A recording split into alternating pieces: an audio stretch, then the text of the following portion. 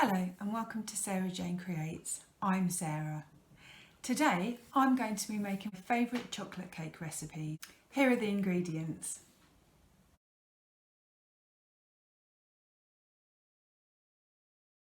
It's a lovely moist cake and it's quite sturdy, so it can take quite a bit of decoration as well if that's what you wanted to do, which is why it's one of my favourite cakes to make. The first thing that you'll need to do is to take your tins.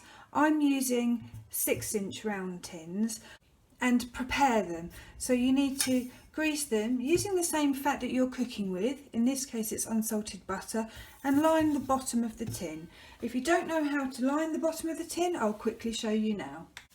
Take your tin and some greaseproof paper,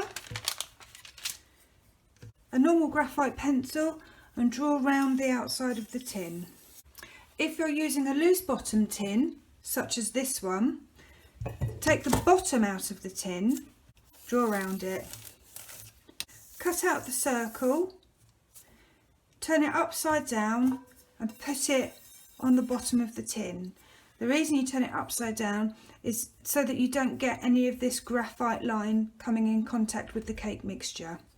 So the first thing we need to do is put our sugar, of which I've got 300 grams of caster sugar, into our large bowl. 175 grams of unsalted butter. I've melted mine in the microwave. You don't want it hot, but melted is very helpful. Ideally you'd use softened butter. Mine's just gone a little bit too soft, but as long as it's not hot, that's fine. Using an electric whisk, or by hand if you prefer, combine the two together. You should see it change to a fairly pale and fluffy texture. Next we're going to add our 3 large eggs, and remember, crack each egg into a separate bowl to check that it's good before you add it to your mixture.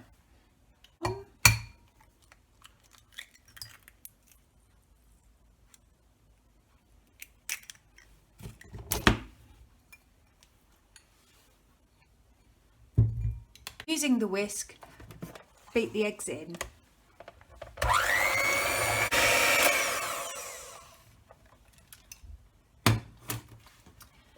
Just scrape the sides of your bowl down so that you can make sure that everything is combined properly.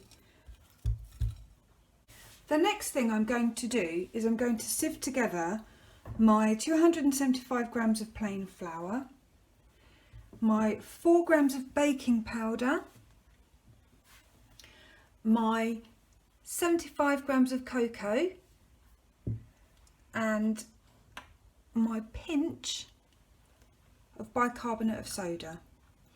We're going to sieve them all together, A, to combine them, and B, to aerate them. So you want a proper powdered cocoa as opposed to a drinking chocolate.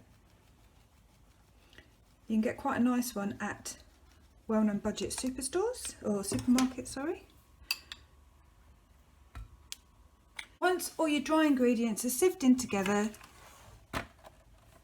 take your whisk and, starting on the slowest speed,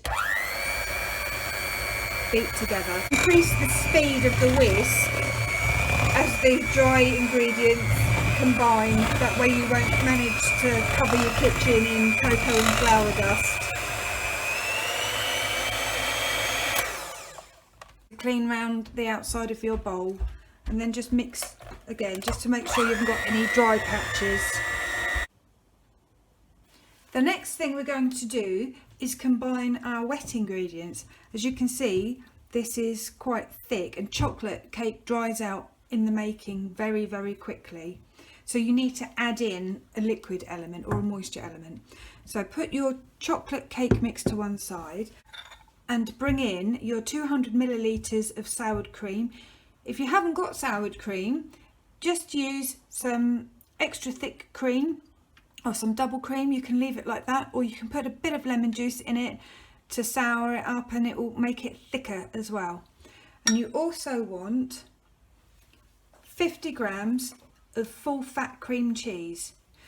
Now, through experience, I would suggest using a high quality cream cheese. With the higher quality cream cheese, it's much thicker, you see, whereas the cheaper cream cheeses, the budget ones, tend to be too watery. They don't hold their shape so much. So in your bowl, just make sure that you can really mix them together. There's no lumps. You can transfer that into your chocolate cake mix.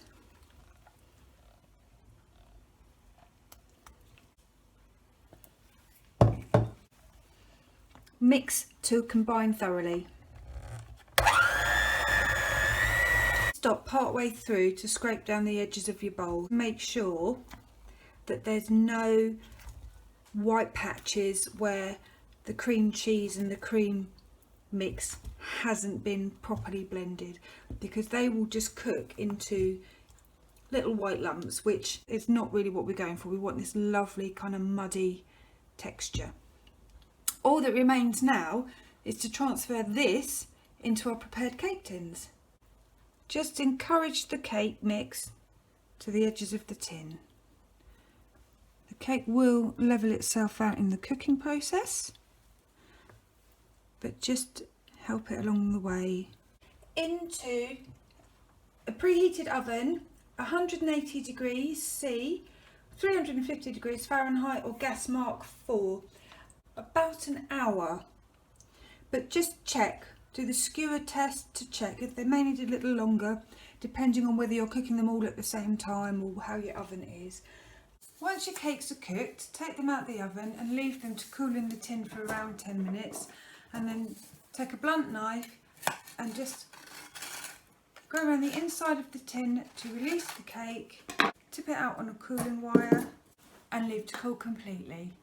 And you should have something like this. Once they're cold, you can decorate these cakes any way that you like. Thank you for watching, and I hope you've enjoyed my chocolate cake tutorial. See you next time.